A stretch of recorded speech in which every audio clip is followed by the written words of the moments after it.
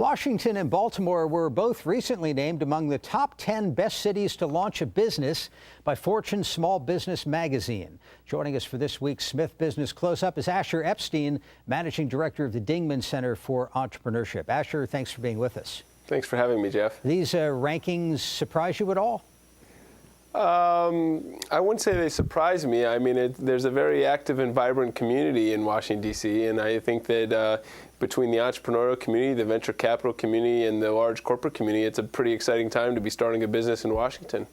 So rankings take into effect those factors, I mean, the venture capital and so forth, and also the brain power, which brings us to the number of large research universities around and the subject of tech transfer, trying to commercialize some of the innovations that are happening in the laboratory environment. How would we rank on somebody's top 10 list for that here in Maryland?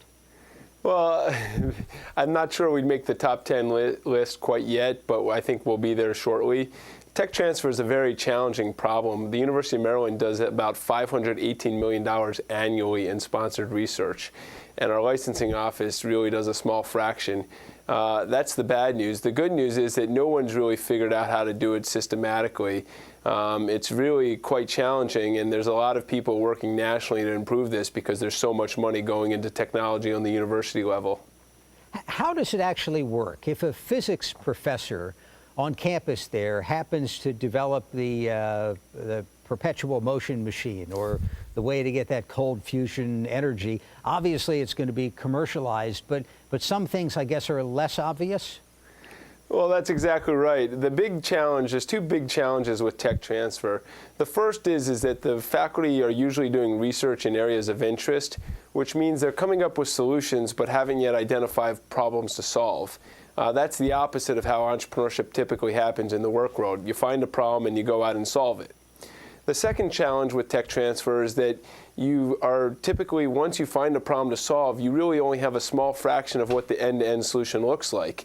You need to be able to support a customer, you need to be able to upgrade the service over time, and so the university technology is really just a small kernel that you need to get the initiative going.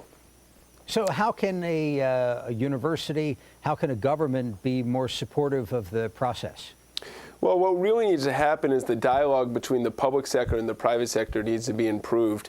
The university needs to hear from the commercial sector what are the problems that are facing industry today, and then have a thoughtful approach to find the technology that we have internally that might be able to best suited to solve those problems.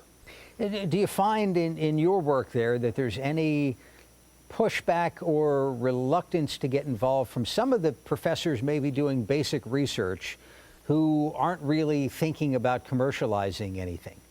Well, that's definitely the case. You'll hear from a lot of professors that they'd want to go into industry and make money. They would have done it. They're in academia for a reason, and they like doing the research, and they like finding what's at the forefront of the research. The other challenge is that with tech transfer, there's always this concern that industry is going to have too much influence over research, and the academics will definitely like to have their creative freedom.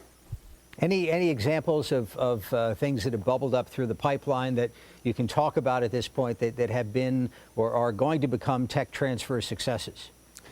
Well, it's hard to forecast what's going to become the success. We have some interesting technology that we've been working with recently. One is a wireless rechargeable battery. It's a company that we've spun out called FlexL, where you can have technology. If you picture sort of a Post-it note type size battery that can be charged through radio frequency from a cell phone tower. So we think that has some compelling opportunity. We have another technology around audio cameras where you can actually see sound represented through a visual image, which can be very effective for some security applications, but also even just for development of a concert hall where the best seats in the house are. Sounds like cool stuff. Asher Epstein joining us from the Smith School of Business. Asher, thanks for your time. Thanks for having me again, Jeff.